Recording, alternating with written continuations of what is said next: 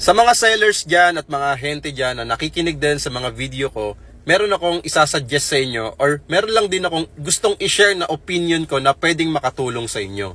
Number one, ituring natin na kaibigan or kamag-anak yung kliyenteng bumibili sa atin or nag-i-inquire sa atin.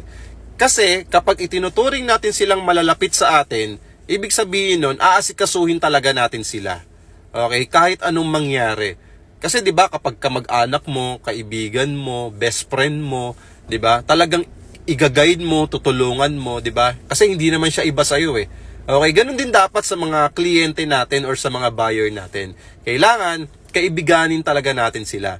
Kailangan mahalin din natin sila. Okay, pahalagahan din natin sila. Bumili man o hindi sila bumili, at least ginawa mo yung best service mo para sa kanila. Binigay mo yung nararapat na serbisyo para sa kanila. Kasi ito na yung profession natin eh, 'di ba? Kung naniniwala ka na someday dito ka aasenso sa pagbebenta ng property, kailangan mahalin mo rin yung trabaho mo. Okay? Once na minamahal mo yung trabaho mo, ito yung pangalawa, matututo mo na ring mahalin din yung mga kliyente mo. In that way, aapaw lalo yung blessings, 'di ba? Para pa sa ibang tips, just follow me. Huwag na rin kalimutan mag-like, mag-comment, and mag-share. God bless.